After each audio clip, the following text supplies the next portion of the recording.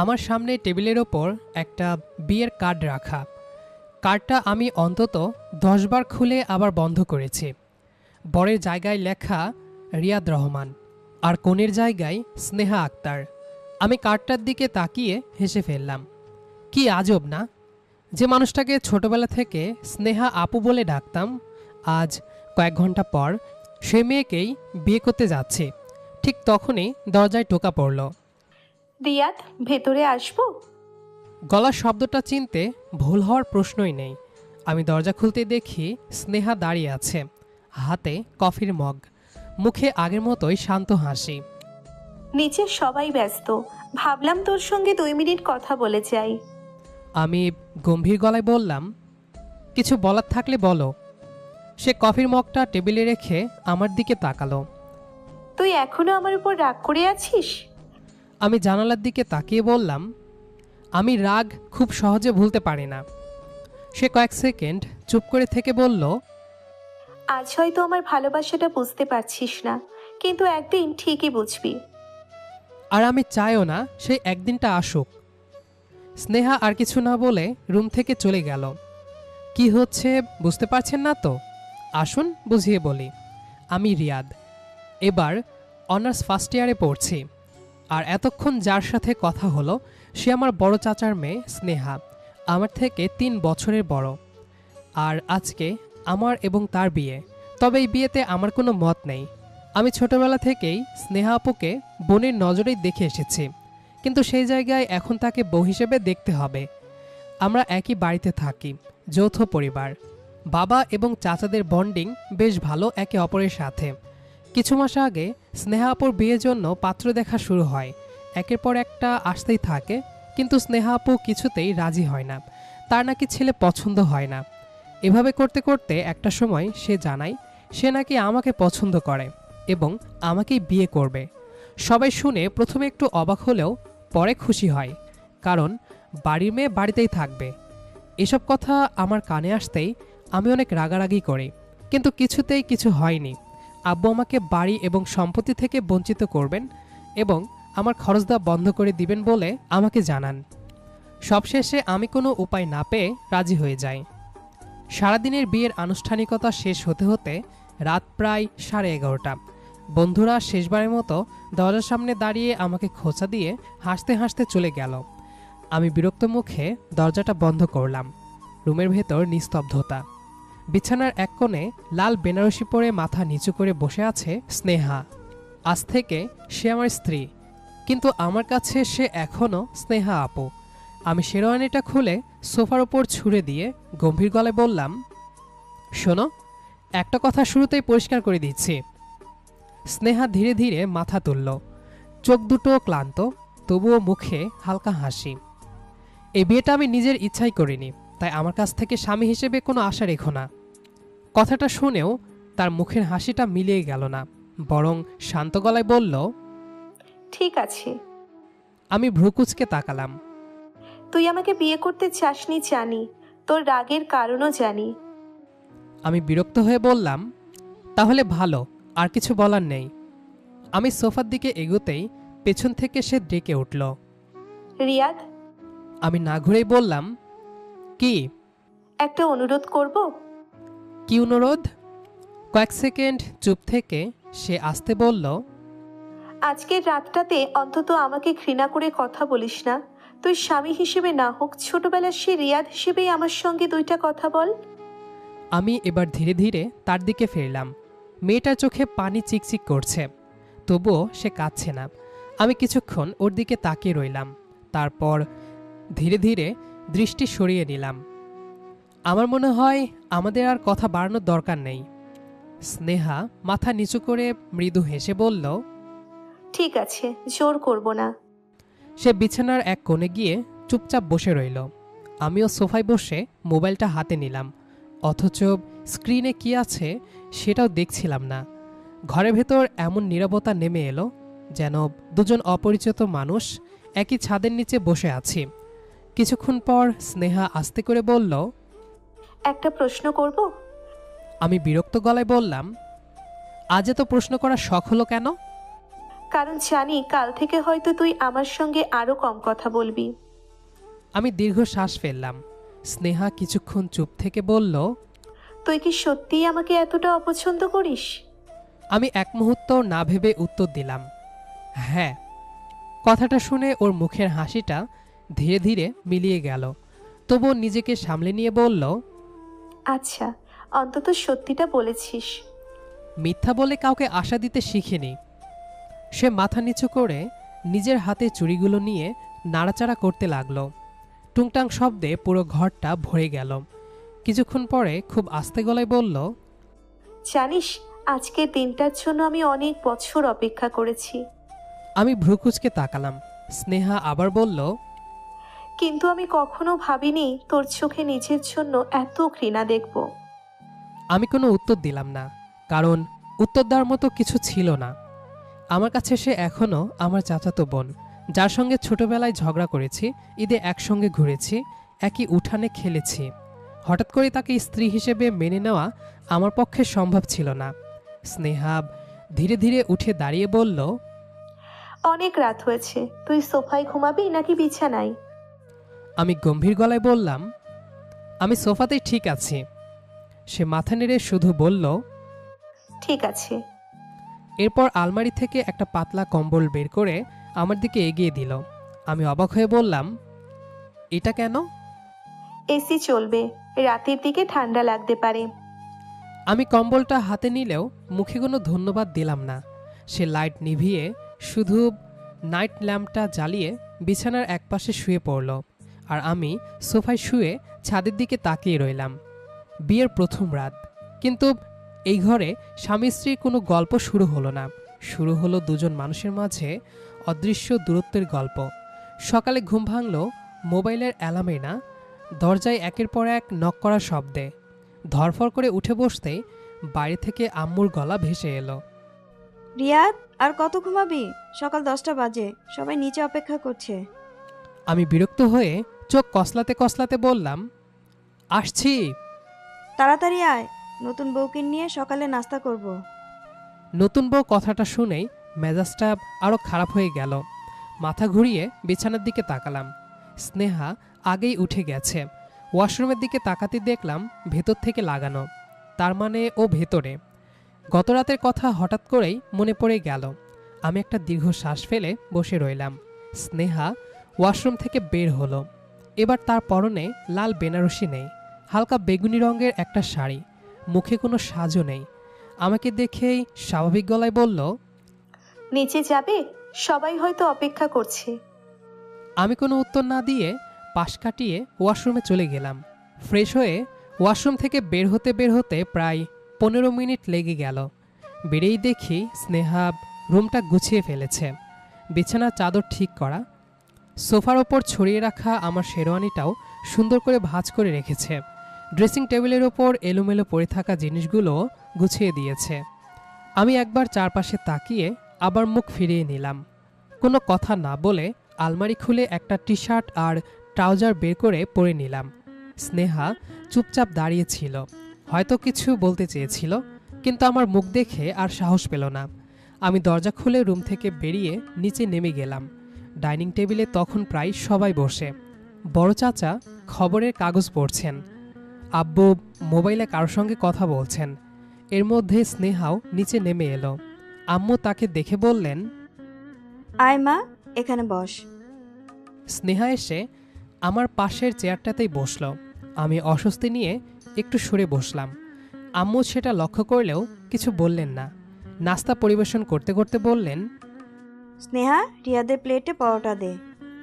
স্নেহা হাত বাড়াতেই আমি প্লেটটা নিজের দিকে টেনে নিলাম। আমি নিজেই নিতে পারবো। ডাইনিং টেবিলে কয়েক সেকেন্ডের জন্য নীরবতা নেমে এলো। আম্মু হালকা হেসে পরিবেশটা স্বাভাবিক করার চেষ্টা করলেন। নতুন নতুন বিয়ে, লজ্জা পাচ্ছে হয়তো।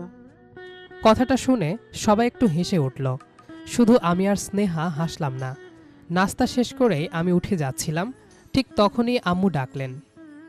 রিয়াদ দাঁড়া, তোর সঙ্গে কথা আছে। আমি বিরক্ত মুখে ফিরে তাকালাম। কি? আম্মু চেয়ার থেকে উঠে আমার সামনে এসে দাঁড়ালেন। আজ বিকেলে তুই আর স্নেহা একটু বাইরে যাবি। আমি কপাল কুঁচকে বললাম, কেন? বিয়েতে অনেক ব্যস্ততা ছিল, মেয়েটার কেনাকাটাও ঠিকঠাক মতো হয়নি। ওর যা যা লাগে কিনে দিবি। আমি সঙ্গে সঙ্গে না করে দিলাম। আমি কোথাও যেতে পারবো না। আম্মু এবার গলা একটু শক্ত করলেন। কেন যাবি না? কারণ আমার ইচ্ছে নেই। সব কিছু কি তোর ইচ্ছে মতো হবে? আমি চুপ করে রইলাম। আম্মু আবার বললেন, গতকাল বিয়ে হয়েছে, বাড়িতে অনেকেই আসবে নতুন বউ দেখতে। যেহেতু হুটহাট বিয়েটা হয়েছে, কাউকেই তেমনভাবে বলা হয়নি। আর মেয়েটারও কিছু প্রয়োজন আছে, তুই নিয়ে যাবি, ব্যাস। আমি বিরক্ত হয়ে বললাম, ড্রাইভারকে পাঠিয়ে দাও।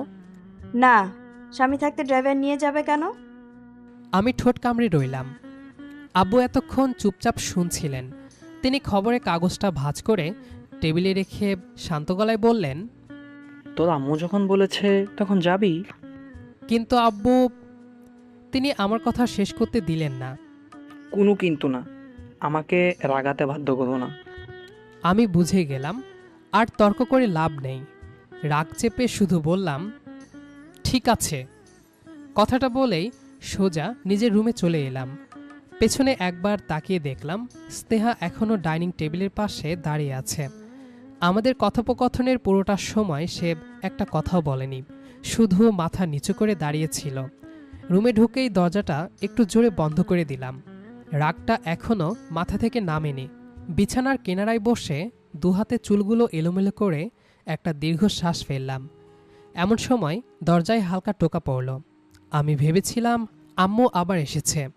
বিরক্ত গলায় বললাম, কি হয়েছে, আসো। দরজা আস্তে করে খুলে ভেতরে ঢুকলো স্নেহা। তার হাতে একটা গ্লাস আর ওষুধের পাতার মতো কিছু। আমি ভ্রুকুচকে তাকালাম। সে খুব স্বাভাবিক গলায় বলল, সকালে খালি পেটে চা খেয়েছিস, তোর গ্যাস্ট্রিকের সমস্যা আছে, ভাবলাম ওষুধটা দিয়ে যাই। আমার কি সমস্যা সেটা নিয়ে তোমাকে ভাবতে হবে না। স্নেহা গ্লাসটা টেবিলের উপর রেখে শান্ত গলায় বলল, জানি, তবুও অভ্যেসটা একদিনে বদলায় না। আমি আর কোনো কথা বললাম না। সে ঘুরে দরজার দিকে এগিয়ে গেল। দরজার কাছে গিয়ে আবার থামল। পেছনে না তাকিয়ে বলল, বিকেলে যেতে ইচ্ছে না করলে কোনো সমস্যা নেই, আমি আম্মুকে বলে দেবো, একাই চলে যাব। সেটা তোমার ব্যাপার। সে ছোট্ট করে আচ্ছা বলে বেরিয়ে গেল। রুমটা আবার আগের মতো নিঃশব্দ হয়ে গেল। বিছানায় শুয়ে মোবাইল হাতে নিলাম। ফেসবুক খুললাম, আবার বন্ধ করে দিলাম। ইউটিউব খুললাম, তাতেও মন বসল না। রাগ থাকলে আমার এমনই হয়, কোনো কিছুতেই মন বসে না। এভাবেই দুপুর গড়িয়ে বিকেল হয়ে গেল। প্রায় 5টার দিকে আম্মু আবার রুমে এলেন। রেডি হও। আমি অনিচ্ছা নিয়ে বললাম, এত তাড়াতাড়ি যাওয়ার কি আছে? মার্কেটে ভিড় বাড়ার আগে বের হয়ে যাওয়া ভালো। আমি বিরক্ত মুখে আলমারি খুলে একটা কালো শার্ট আর জিন্স বের করলাম। কাপড় বদলে নিচে নামতেই দেখি স্নেহা ড্রয়িং রুমে দাঁড়িয়ে আছে। হালকা আকাশি রঙের একটা শাড়ি পরেছে, খুব বেশি সাজেনি, শুধু হাতে একটা ঘড়ি, কানে ছোট্ট দুল আর মাথায় পরিপাটি করে আঁচল টেনে রেখেছে। আমাকে দেখে সে কিছু বলল না, আমিও না। ঠিক তখনই আম্মু এগিয়ে এসে স্নেহার হাতে একটা ছোট্ট তালিকা ধরিয়ে দিলেন। এগুলো আগে কিনবি, তারপর সময় থাকলে যা ইচ্ছে দেখে নিস। স্নেহা মাথা নেড়ে তালিকাটা নিল।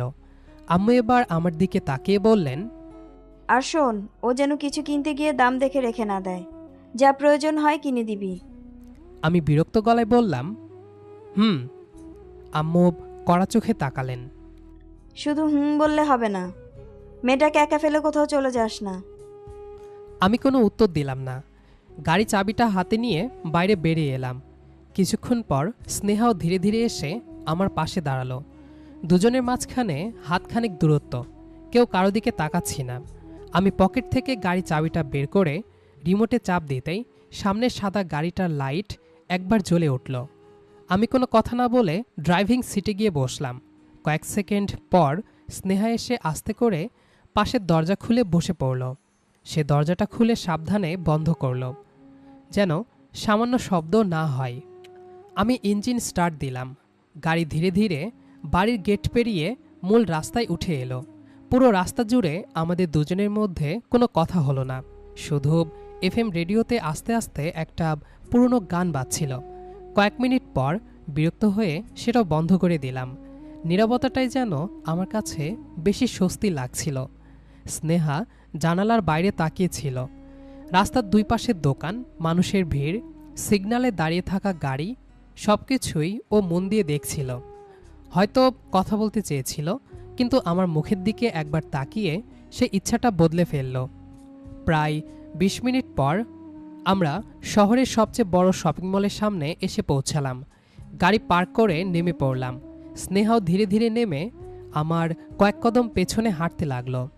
মলের ভেতরে ঢুকতেই চারিদিকে মানুষের ভিড়, উপরে নিচে আলো, দোকানে অফার, বাচ্চাদের হইচই, সব মিলিয়ে জমজমাট পরিবেশ। আমি আম্মুর দেওয়া তালিকাটা ওর হাতে দেখে বললাম, আগে যেটার জন্য এসেছি সেটা শেষ করি। স্নেহা মাথা নেড়ে বলল, হুম। আমি প্রথমে একটা কসমেটিক্সের দোকানে ঢুকলাম। স্নেহা খুব মন দিয়ে এক একটা জিনিস দেখছিল, কিন্তু আশ্চর্যের বিষয় কোনো কিছুই নিজে থেকে নিচ্ছিল না। দোকানদার একটা দামি পারফিউম দেখিয়ে বলল, আপু, এটা নতুন এসেছে, অনেকেই নিচ্ছেন। স্নেহা বোতলটা হাতে নিয়ে দামটা দেখেই আবার জায়গা মতো রেখে দিল। তারপর অন্য একটা কম দামেরটা দেখল। আমি চুপচাপ সব দেখছিলাম। একসময় বিরক্ত হয়ে বললাম, যেটা ভালো লাগে সেটাই নাও। স্নেহা মাথা নাড়ল। এটা ভালো হবে। আমি জিজ্ঞেস করেছি কোনটা ভালো লাগে। ভালো লাগার প্রয়োজন এক জিনিস না। স্নেহা কিছু বলল না। আমি বিল পরিশোধ করে বেরিয়ে এলাম। এরপর থেকে একে একে আরও কয়েকটা দোকানে গেলাম। প্রতিবারই একই ঘটনা, যেটা ভালো লাগে সেটা না নিয়ে সস্তা আর প্রয়োজনীয় জিনিসটাই বেছে নিচ্ছে। আমি বুঝতে পারছিলাম মেয়েটা ইচ্ছে করেই আমার ওপর বাড়তি কোনো চাপ দিতে চাইছে না। আমার বিরক্তিটা ধীরে ধীরে কৌতূহলে বদলাতে শুরু করলো। ঠিক তখনই পাশের একটা দোকানের সামনে এসে স্নেহা হঠাৎ থেমে গেল। কাচের ভেতরে সুন্দর একটা হাতঘড়ি রাখা। সে কয়েক সেকেন্ড চুপচাপ ঘড়িটার দিকে তাকিয়ে থাকলো। আমি ভেবেছিলাম একবার হয়তো বলবে এটা ভালো লাগছে, কিন্তু না, সে নিজেই চোখ ফিরিয়ে নিয়ে হাঁটতে শুরু করলো। আমি অবাক হয়ে জিজ্ঞেস করলাম, দাঁড়ালে কেন? কিছু না, চল। দুজনেই আবার হাঁটতে শুরু করলাম। আমি আর কিছু জিজ্ঞেস করলাম না। সব কেনাকাটা শেষ করে গাড়িতে উঠে বসলাম। ফেরার পথেও আগের মতোই নীরবতা। হঠাৎ স্নেহা আস্তে করে বলল, ধন্যবাদ। আমি স্টিয়ারিংয়ের দিকেই তাকিয়ে থেকে বললাম, ধন্যবাদ দেওয়ার কিছু হয়নি, আম্মুর কথা রেখেছি, বাস। সে কোনো কথা বলল না। এরপর দিনগুলো ধীরে ধীরে নিজের গতিতে এগিয়ে যেতে লাগলো, কিন্তু দুজনের মধ্যে কোনো পরিবর্তনই হলো না। অবশ্য আমিই হতে দেইনি। দুজন এক রুমে, এক ছাদের নিচে, একই বিছানায় থেকেও আমাদের মাঝখানে যেন অদৃশ্য একটা দেওয়াল দাঁড়িয়েছিল। প্রথমে কয়েকদিন আমি ইচ্ছে করেই রাতে অনেক দেরি করে রুমে ফিরতাম। স্নেহা তখন বই পড়ত, আবার কখনো চুপচাপ বারান্দায় দাঁড়িয়ে রাতের আকাশ দেখত। আমাকে দেখলেই শুধু একবার তাকিয়ে ছোট্ট করে বলতো, খেয়ে এসেছিস? আমি সংক্ষিপ্ত উত্তর দিতাম, হ্যাঁ। তারপর আর কোনো কথা হতো না। কিন্তু অদ্ভুত ব্যাপার ছিল, আমি যতই তাকে এড়িয়ে চলার চেষ্টা করতাম, ততই অজান্তে তার ছোট ছোট কাজগুলো চোখে পড়তে শুরু করলো। প্রতিদিন সকালে আমার কাপড় ইস্ত্রি করা থাকতো, কলেজে যাওয়ার আগে ব্যাগটা ঠিক জায়গায় রাখা থাকতো, গ্যাস্ট্রিকের ওষুধ শেষ হয়ে গেলে নতুন পাতা এসে ড্রয়ারে পড়ে থাকতো, রাতে পড়তে বসলে টেবিলের এক কোণায় ধোয়া ওঠা কফির মগ রাখা থাকতো। কখনো তাকে এসব করতে বলিনি, সে নিজেও কখনো বলেনি যে এগুলো সে করেছে, শুধু কাজগুলো হয়ে যেত। একদিন কলেজে যাওয়ার সময় তাড়াহুড়ো করে ঘড়িটা খুঁজে পাচ্ছিলাম না। রাগে পুরো রুম এলোমেলো করে ফেলেছিলাম। ঠিক তখন স্নেহা আলমারির ওপর থেকে ঘড়িটা নামিয়ে আমার দিকে বাড়িয়ে দিয়ে শান্ত গলায় বলল, কাল রাতে বইয়ের পাশে রেখে দিয়েছিলি। আমি কিছুক্ষণ ঘড়িটার দিকে তাকিয়ে রইলাম। ও, এটুকু বলেই বেরিয়ে গেলাম। পেছন থেকে সে আর কিছু বলল না। এরই মধ্যে প্রায় 2 সপ্তাহ কেটে গেল। পরিবারের সবার কাছে আমরা স্বাভাবিক স্বামী স্ত্রী, কিন্তু রুমের দরজা বন্ধ হলেই বাস্তবতা বদলে যেত। একদিন রাতে হঠাৎ বিদ্যুৎ চলে গেল। এসি বন্ধ হয়ে যাওয়ায় ঘরটা গরম হয়ে উঠল। আমি বিরক্ত হয়ে বারান্দায় গিয়ে দাঁড়ালাম। কিছুক্ষণ পর স্নেহ এসে একটু দূরে দাঁড়ালো। মাঝখানে এখনও সেই দূরত্ব। নিচে হালকা বাতাস বইছিল। অনেকক্ষণ নীরব থাকার পর স্নেহা বলল, মনে আছে ছোটবেলায় কারেন্ট গেলেই আমরা সবাই ছাদে চলে যেতাম? আমি কয়েক সেকেন্ড চুপ থেকে বললাম, সবই মনে আছে। খুব মিস করি দিনগুলোকে। যদি আর একটা বার ফিরে পেতাম সেই হারানো দিনগুলো। সময় কখনো ধরে রাখা যায় না, আর ফিরেও আনা যায় না। হুম। এটাই ছিল বিয়ের পর আমাদের সবচেয়ে স্বাভাবিক কথোপকথন। দুজনেই আবার চুপ হয়ে গেলাম। কিন্তু সেদিন প্রথমবার বুঝলাম তার সঙ্গে কথা বললে আর আগের মতো বিরক্ত লাগছে না। সেদিনের পর থেকে আমি খেয়াল করতে শুরু করলাম, স্নেহা কখনো নিজের কথা আগে ভাবে না। বাড়ির সবাই খেয়ে নিলে তারপর সে খায়। আমার পছন্দের খাবার রান্না হলে নিজের প্লেটে কম নিয়ে আমার প্লেটে তুলে দেয়। আমি ফিরতে দেরি করলে কিছু না বলেই জেগে থাকে। তবুও এসবের কোনো কৃতিত্ব সে কখনো নেয় না, শুধু স্বাভাবিকভাবেই সব করে যায়। একদিন কলেজ থেকে ফিরতে অনেক বৃষ্টি শুরু হলো। পুরো ভিজে বাসায় ঢুকলাম। রুমে ঢুকতেই দেখি বিছানার উপর শুকনো তোয়ালে আর কাপড় রাখা। আমি চারিদিকে তাকাতেই স্নেহা শুধু বলল, ঠান্ডা লেগে যাবে, আগে কাপড় বদলে নে। আমি কোনো উত্তর দিলাম না, কিন্তু সেদিন প্রথমবার তার কথাটা অমান্য করলাম না। চুপচাপ কাপড় বদলে নিলাম। ধীরে ধীরে একটা অদ্ভুত পরিবর্তন হচ্ছিল। আমি এখনও তাকে স্ত্রী হিসেবে মেনে নিতে পারিনি, কিন্তু আগের মতো ঘৃণাও আর অনুভব করছিলাম না।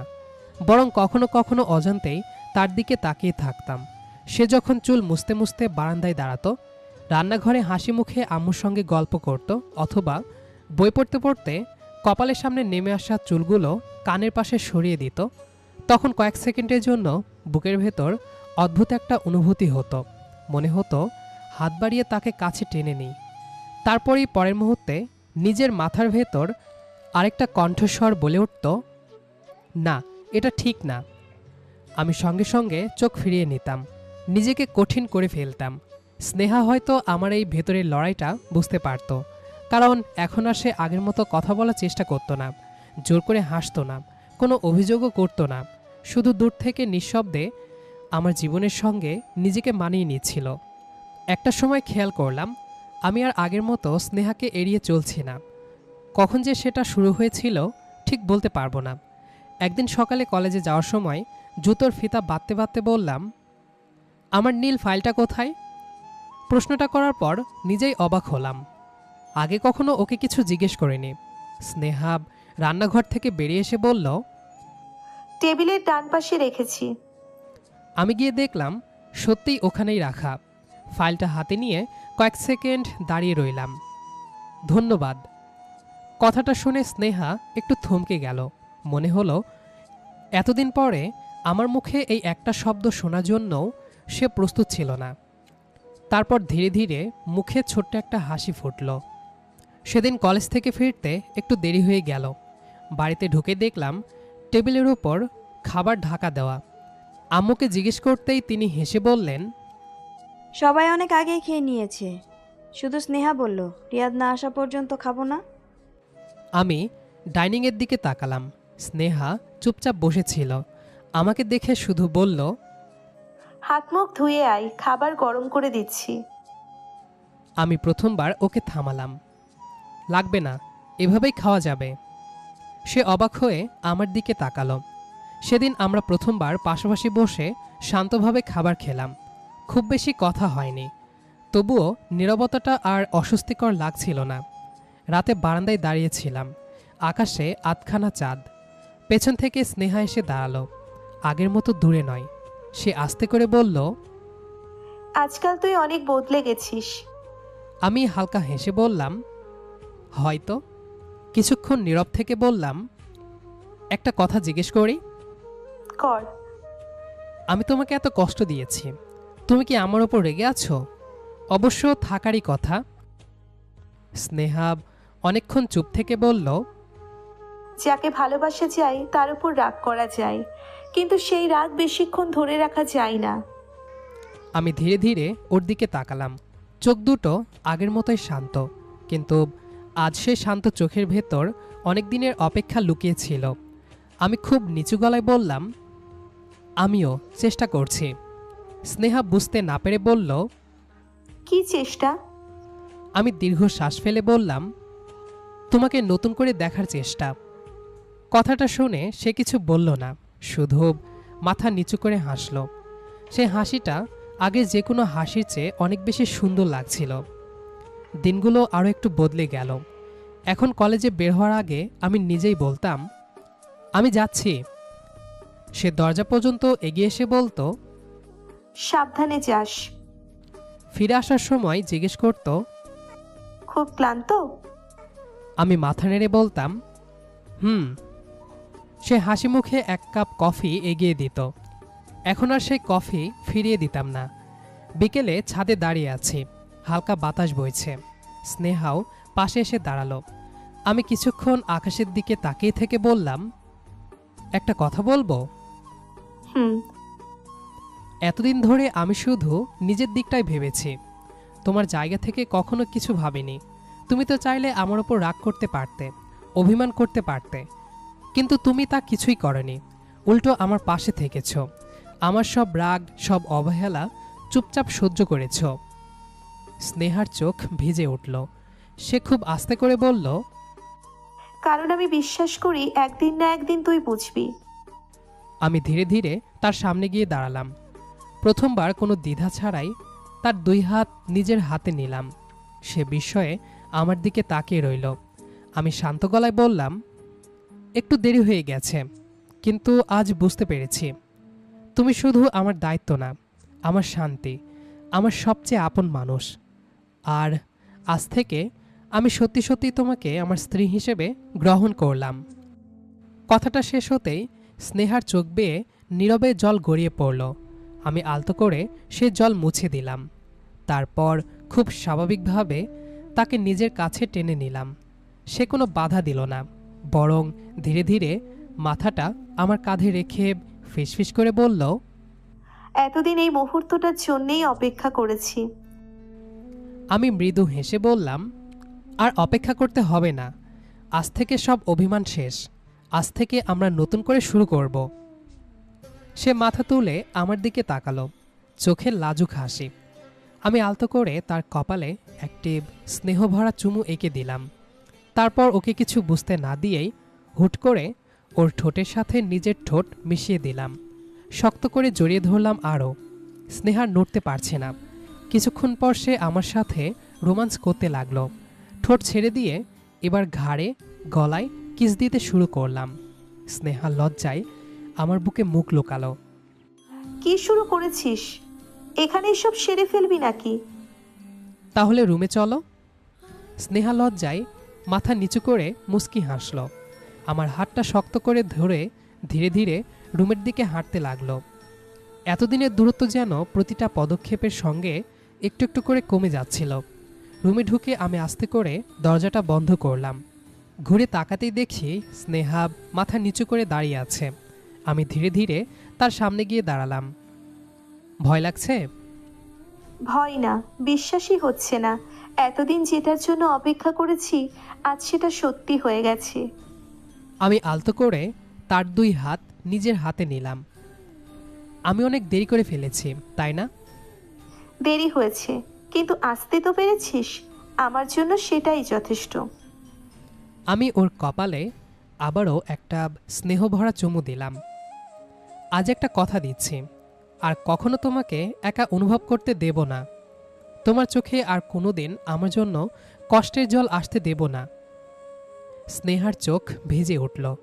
সে ধীরে ধীরে আমার বুকে মাথা রেখে ফিসফিস করে বলল, আজ থেকে শুধু একটা পরিচয় চাই। কি পরিচয়? তোর সবচেয়ে আপন মানুষ হয়ে থাকতে চাই সারা জীবন। আমি মুচকি হেসে তাকে আরো কাছে টেনে নিলাম। সেটা তো অনেক আগেই হয়ে গেছ, শুধু বুঝতে আমার একটু সময় লেগেছে। তাহলে আজ থেকে আপু ডাকটা একদম বন্ধ? আমি হেসে বললাম, একদম। আজ থেকে শুধু আমার বউ, আমার স্নেহা। কথাটা শুনেই সে চোখ বন্ধ করে হাসল। তারপর আলতো করে আমার হাতটা আরো শক্ত করে ধরে বলল, তাহলে আজ থেকে নতুন করে শুরু করি। হ্যাঁ, এবার থেকে আর কোনো দূরত্ব না, শুধু তুমি আর আমি, সারা জীবনের জন্য। পারিবারিক চাপে কিংবা পরিস্থিতির ফেরে অনেক সময় সম্পর্কগুলো ভুল বোঝাবুঝি দিয়ে শুরু হয়, কিন্তু স্নেহার মতো ধৈর্য আর রিয়াদের মতো অনুভূতির কদর করতে জানলে যে কোনো দূরত্বকেই ভালোবাসায় রূপ দেওয়া সম্ভব। প্রিয় শ্রোতা, রিয়াদ আর স্নেহার এই মিষ্টি অভিমানের গল্পটি আপনাদের কেমন লাগলো তা কিন্তু কমেন্ট করে জানাতে একদম ভুলবেন না। গল্পটি ভালো লেগে থাকলে অবশ্যই একটি লাইক দিন এবং বন্ধুদের সাথে শেয়ার করুন। আর এমনই সব সুন্দর ও মন ছুঁয়ে যাওয়া ভালোবাসার গল্প নিয়মিত শুনতে আমাদের চ্যানেলটি সাবস্ক্রাইব করে পাশে থাকা বেল আইকনটি বাজিয়ে রাখুন। আজকের মতো এখানেই বিদায় নিচ্ছি। সবাই ভালো থাকুন, সুস্থ থাকুন। ধন্যবাদ।